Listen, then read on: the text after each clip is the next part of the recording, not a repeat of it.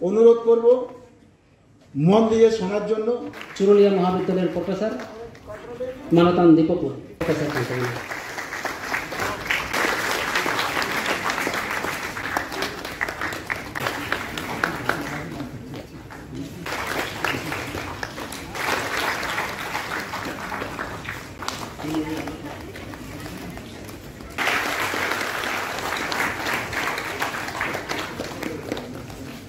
उन्हें बाहर होता है तो सराहया ওয়েলকাম স্পিচ আরম্ভ হওয়ার আগে যে বক্তব্য দেওয়ার কথা উনি আমাদের সামনে দেবেন।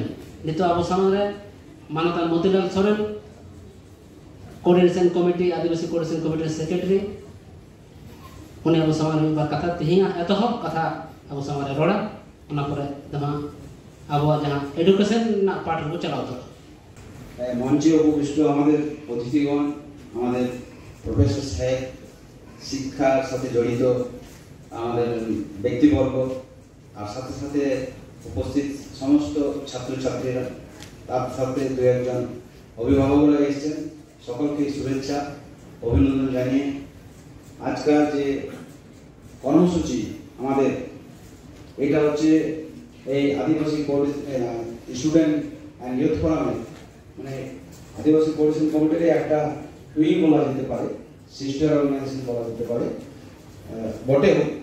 তো সেই স্টুডেন্ট ইউথ ফোরাম থেকে বিগত 2015-তে একবার ফার্স্ট এই সেমিনার হয়েছিল আমাদের এই এখান থেকে 2 কিলোমিটার দক্ষিণ দিকে হারামডি গ্রামে, এবং সেখানে 165 জন প্রথমবার 165 জন ছাত্রছাত্রীকে নিয়ে এইরকম সেম অনুষ্ঠান আমরা করেছিলাম।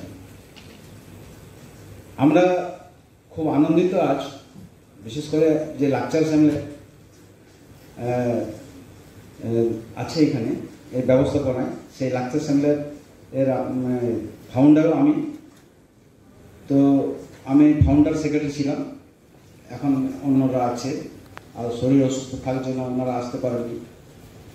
তো আজ আপনারা এসছেন, আমাদের গেস্ট, আমাদের শিক্ষক মশাইরা আর আমাদের ছাত্রছাত্রীরা এসছে। তোমরা মনোযোগ দিয়ে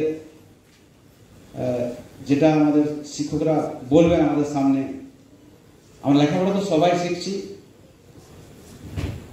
শিখছে সবাই, আমরা লেখাপড়া করেছি, কিন্তু উদ্দেশ্যটা হচ্ছে একটা বিশেষ উচ্চ পর্যায়ের লক্ষ্য নিয়ে আমাদেরকে করা দরকার। ছাত্রছাত্রীদেরকে বলবো, আমাদের মাস্টারমশাইরা যারা এখানে আপনাদের সামনে যে শিক্ষা দীক্ষার যে দিক দর্শনগুলোকে আপনাদের কাছে তোমাদের কাছে তুলে ধরবে, সেগুলো মনোযোগ দিয়ে শুনবে। আমরা যাতে আগামী দিনে এই আজ অন্ততপক্ষে 300 ছাত্রছাত্রী এখানে এসছো, তাদের মধ্যে 300 জনের থেকে যদি 10% হয়, মানে 10% হলে হচ্ছে 30 জন, নাকি 30 জন, তো 30 জন যদি উচ্চ পর্যায়ে কোনো আইএস, আইপিএস, WBCS ইত্যাদি এইসব র্যাঙ্কে যাওয়া যায়, বা ইঞ্জিনিয়ারিং, ডক্টর, যেসব জায়গা হোক, সেই সব রাস্তা দেখানোর জন্য আজ আমরা এই আমাদের প্রয়াস। আমরা আশা করব আমাদের যারা এসছেন তোমাদের কাছে তুলে ধরবেন, সেগুলো তোমরা মনোযোগ দিয়ে শুনবে, এবং আমাদের অতিথি যারা এসছেন তারা 2-4 কথা যখন বলবেন, যাতে আমাদের শিক্ষার উপরে বা শিক্ষা অনুরাগী যাতে হয়ে ওঠে ছাত্রছাত্রীরা, ছেলেমেয়েরা, সেই সম্বন্ধীয় কথাবার্তা বলবেন। এখানে অন্য কিছু আলোচনার মঞ্চ নয়, আর শুধু শিক্ষার আলোচনার মঞ্চ। এই বলে সকলকে আমার বড়দের যারা এসছেন তাদেরকে প্রণাম এবং তোমাদের আশীর্বাদ ছোটদের জানিয়ে আমি আমার বক্তব্য শেষ করব। সম্বোধনা দেব। আমাদের আজকে সৌভাগ্য, উনি অনেক দূর থেকে এসছেন এবং খুব দরদি মানুষ, উনি ওনাকে সম্বোধনা দিচ্ছি। আবু বছর রাও কেনা মানবতার চক্রবর্তী, IIT খড়গপুর।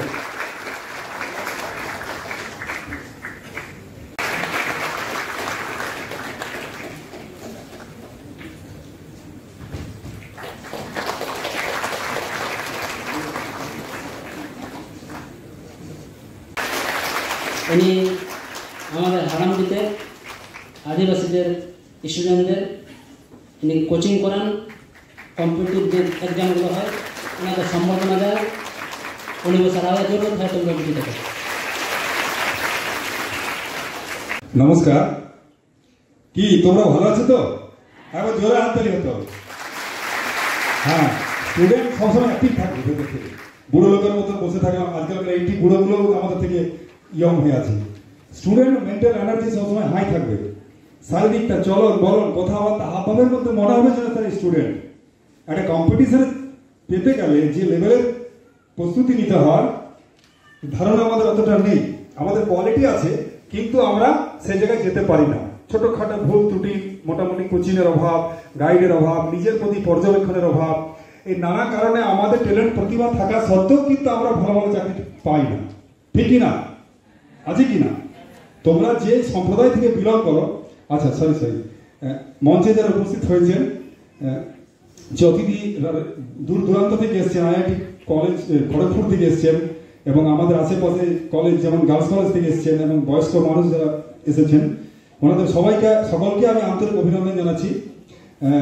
ওনারা এখানে এসে আমাদের এই যে আদিবাসী ছেলে মেয়েদেরকে মানে কেরিয়ার রিলেটেড যে বিষয়গুলো নিয়ে আলোচনা করবেন বা শুনতে এসছেন, তাদেরকে আমি ধন্যবাদ এবং অভিনন্দন জানাচ্ছি এবং ওনাদের উপস্থিতির জন্য তোমাদের কাছ থেকে একটা আমি জোরে হাততালি চাইছি।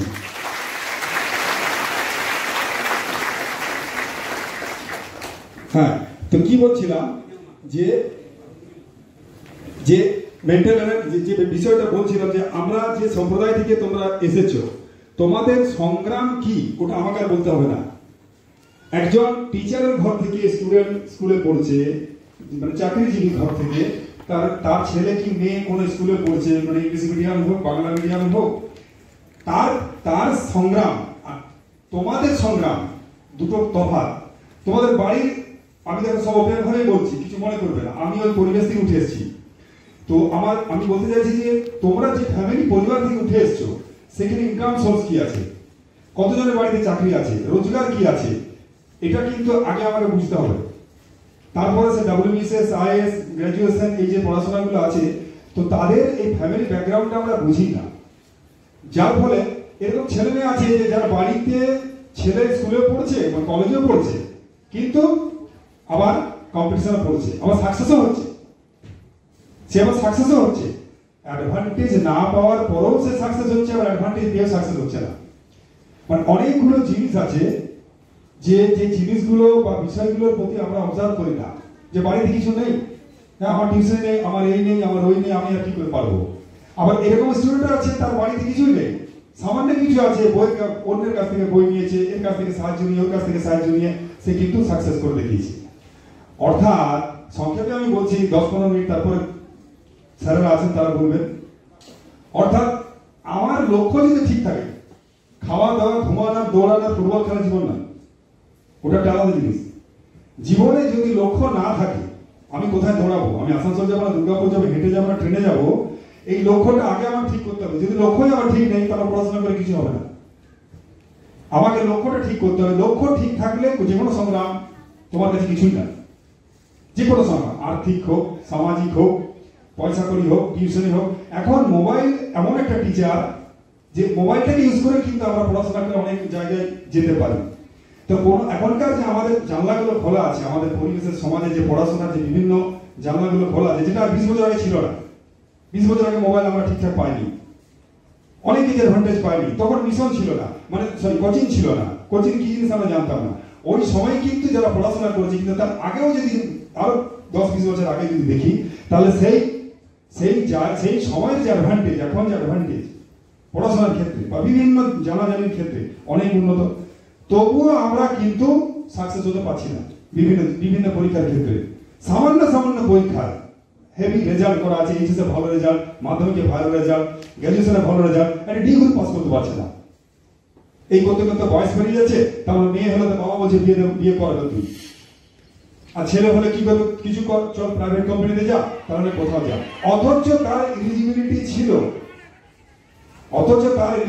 ছিল, সে কিছু হয়তো একটু ভালো করে নিজেকে তৈরি করতে পারলে বা কোচিংয়ের একটু যদি সাহায্য কোথাও পেলে, সে হয়তো নিজেকে একটা জায়গায় চাকরির জায়গায় নিয়ে যেতে পারতো। তো স্কুলে পড়াশোনা ছাড়া, স্কুল কলেজে পড়াশোনা ছাড়া কম্পিটিশন যে একটা জগৎ আছে, আমাকে চাকরি পেতে গেলে যে তার আলাদা একটা প্রস্তুতি আছে, আলাদা একটা প্রিপারেশন আছে, সেই প্রিপারেশনটা কেমন ভাবে নিতে হবে, কিভাবে নিতে হবে, কি কি প্রিপারেশন আছে, মাধ্যমিকে কি কি জায়গা আছে, এইচএসে কি কি জায়গা আছে, গ্র্যাজুয়েশনে কি কি জায়গা আছে, সেগুলো ডিটেলস আলোচনা করার জন্য আছেন স্যারেরা উপস্থিত আছেন। আমি জাস্ট 2-4টে স্ট্রাগল লাইফগুলোকে বলছি যে স্ট্রাগল জিনিসটা মনে থেকে দূর করে দাও, আমাকে লক্ষ্যে পৌঁছাতে হবে। একটা মাকড়সা বুনতে বুনতে মাকড়সার জাল তৈরি করে আবার নামে, আবার তৈরি করে আবার নামে, শেষ পর্যন্ত সে মাকড়সার জালটা বোনে। তো মনটা চ্যাপ্টারের মতো স্ট্রং করতে হবে। আদিবাসী ছেলেরা লড়াই করা ছেলে, ইতিহাসে যদি তাকান তো দেখবেন ব্রিটিশদের সঙ্গে প্রথম যে লড়াই করেছে আদিবাসীরা। প্রথম যুদ্ধ লড়াই যদি 1757 তিলকা মাঝি, বিরসা মুন্ডা নামগুলো তো আমরা জানি। তখন তো নেতাজি গান্ধীজি ছিল না, তখন তো অনেক আগের ঘটনা বলছি। তিলকা মাঝি ব্রিটিশদের বিরুদ্ধে প্রথম লড়াই করেছে আদিবাসী, ব্রিটিশকে কাঁপিয়েছে প্রথম আদিবাসী। তারপরে অন্যান্য সম্প্রদায়গুলো আছে, আমি কারো ছোট বড় করছি না, আমি কিন্তু ইতিহাসটা বলছি যে ব্রিটিশদেরকে প্রথম কাঁপানো, অর্থাৎ একটা খালি পায়ে হাঁটা, ধুতি পরা, হাতে কোনো বন্দুক নেই, তীর দিয়ে শুধুমাত্র ইংরেজদেরকে কাঁপানো যায়, বন্দুকের সঙ্গে লড়াই করে, কতটা মানসিক স্ট্রেংথ তাদের ছিল। অর্থাৎ তাদেরই বংশ পরম্পরায় হচ্ছে আপনারা। তো লড়াই করার মানসিকতা আদিবাসী ছেলেমেয়েদের যদি শেখাতে হয় তাহলে এটা আমার কাছে বোকামি হচ্ছে। শারীরিক লড়াই আর পড়াশোনার লড়াই দুটো তো ডিফারেন্স। একটা শারীরিক লড়াই করেছে, ফুটবল খেলছে, অনেক কিছু চিমটিম করছে, বিরাট কিছু করলো, কিন্তু একটা মানসিক লড়াই যেটা পড়াশোনার লড়াই, এটা একটু ডিফারেন্ট আছে, কিন্তু অসম্ভব নয়। তো আমার বলার বক্তব্য হচ্ছে কি, তোমাদের ভালো লাগছে তো? হ্যাঁ, হ্যালো, হাত জোরে জোরে হাত দাও। তো আমার বলার বক্তব্য হচ্ছে যে আজ তোমরা সকালবেলায় উঠে এখানে এসে উপস্থিত হয়েছো। আজ কত ছেলে নিয়ে এসেছি, মানে আমরা ভাবতে পারি যে এত ছেলে মেয়ে আসবে। সকালবেলায় উঠে এখানে এসছো, এখানে এসে কি শিখতে এসছো, ক্যারিয়ার সম্বন্ধে জানতে এসছো। এখন কি ক্যারিয়ার কি না নিশ্চয়ই তোমরা কিছু তো জানো, হ্যাঁ, বাকিগুলো তোমরা এখানে আলাপ আলোচনার মধ্য দিয়ে তোমরা শুনতে ঠিক মতন পাবে। তো কি আমি বলবো কি যে যতক্ষণ শুনবে বা যারা বলবেন কন্টিনিউ শুনবেন না, ওই শুনবেন না চেয়ারে বসে বসে মাঝে মোবাইলটা ঘাঁটবে, হোয়াটসঅ্যাপে গল্প করবে কি, হ্যাঁ শুনবে তো? হ্যাঁ, এক একটা সময় আমাদের কাছে মূল্যবান, আমরা গুরুত্ব বুঝি না। কিছু কিছু মহাঋষি মুনি ঋষিরা বলেছে যে সময়টা যদি সারা দিনটা যদি 24 ঘন্টা না হয় 36 ঘন্টা হতো তাহলে অনেক বেশি কাজ করতে পারতাম। সেও ছিল মানুষ, স্বামীজি ছিল মানুষ, গান্ধীজি ছিল মানুষ। কিন্তু আমাদের কাছে সময় বয়ে যাচ্ছে সমুদ্রের মতো, হোয়াটসঅ্যাপে, গল্পতে, ফুটবলে। আমাদের আদিবাসী ছেলেদের বেশি মরণ হচ্ছে ফুটবল, সকাল সন্ধ্যা ফুটবল, পড়াশোনা নেই। আজ দেখে গেলে মেয়েরা প্রেজেন্ট 99% অনেক মেয়ে পড়াশোনা মেয়েরাই করছে। ছেলেরা ফুটবল ক্রিকেট খেলে শেষ পর্যন্ত কিছু করতে পারছে না, দিয়ে বলছে চলো ঘরে কাজ করবো। আগে নিজেকে তৈরি করতে হবে যে কোনো উপায়ে। এই যেখানে অনেকগুলো ছেলে মেয়ে আমরা আমাদের আশেপাশে আছে, দেখবেন তারা নিজেকে প্রতিষ্ঠা করার জন্য কি করেছে। Life you have to change your lifestyle. লাইফস্টাইলটা চেঞ্জ করতে হবে। সকালে উঠে একরকম, তারপর একরকম, নিজের রুটিন নিজেকে তৈরি করতে হবে। বাবা মা স্কুল পর্যন্ত বলবে, বাকি সময় বলবে না। কলেজ থেকে তোমাকে নিজের রুটিন তৈরি করতে হবে। আমার এই সময় পড়াশোনা, এই সময় এই সময় কম্পিটিশন, এই সময়, আর যতক্ষণ পর্যন্ত আমি না পৌঁছাতে পারি ওই জায়গায় ততক্ষণ পর্যন্ত লড়তে। চাকরি ক্রাইসিস আছে কিন্তু চাকরি অসম্ভব নয়। সরকার তো চাকরি পদ দিতে পারছে না, তাদের ফল। রাজ্য কেন্দ্র যেই হোক, তারা কর্মসংস্থান করতে পারছে না, এটা তাদের ফল, এটা তোমাদের ফল নয়। তোমরা গ্রাজুয়েশন পাস করে চাকরি ডিমান্ড করতে পারছো না, সরকার ফেলিওর তোমাদেরকে চাকরি দিতে, সে যে সরকারই হোক না কেন। কিন্তু তোমাদের যে অ্যাচিভমেন্ট, পড়াশোনা বা যা কিছু আছে, সেটা তো অ্যাচিভমেন্টটা করতে হবে। আজকে সেই বিষয়ে আলোচনা হবে, ঠিক আছে? আমি আর এখন কিছু বলছি না, আমি পরে বলবো, ঠিক আছে? ওকে, থ্যাংক ইউ। আমি মাঝখানে আবার আমাদের আদিবাসী শিক্ষা ও কর্মজীবন বিষয়ে কিছু কথা আলোচনা করার জন্য অনুরোধ জানাবো। তোমরা কিন্তু মন দিয়ে শুনবে। ধন্যবাদ। হ্যালো, ধন্যবাদ স্যার। মঞ্চে আছেন চুলিয়া কলেজের প্রফেসর দীপক মোদী মহাশয়, আছেন আজকে এই সভার যে আয়োজন করছেন মতিলাল সাহেব আছেন, সঙ্গে আছেন আমার বন্ধু মিলন বাবু আছেন, আইটি খড়গপুর থেকে এসেছেন চক্রবর্তী স্যার আছেন, সঙ্গে আছেন রাজধানী বাবু আছেন, চৌধুরী বাবু আছেন। সবাইকে আজকে আমার প্রণাম। আজকে প্রোগ্রাম আমরা স্টুডেন্ট নিয়ে ফোকাস করেছি। আর সত্যি এত স্টুডেন্ট এত ভিড় দেখে আমি খুব খুশি। আর একটা যে আমাদের আদিবাসী সংগঠনে এত পড়াশোনা করছে, পড়াশোনা তো হচ্ছে, তার সঙ্গে যে এই জায়গাতে আমরা একটা উপস্থিত হয়েছি একসঙ্গে, তাদের জন্য একটা একবার হাত দাঁড়ায়।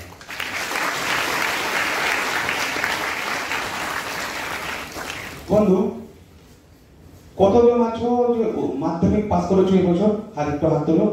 মাধ্যমিক, আচ্ছা, উচ্চ মাধ্যমিক, কলেজে কতজন পড়াশোনা করছো?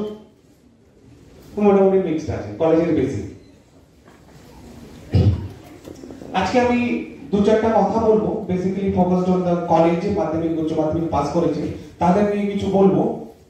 তার আগে আমি একটু ইতিহাসে যাব। বাবা সাহেব বলেছিলেন সংগঠিত হো, শিক্ষিত বনো, তারপর সংঘর্ষ করো।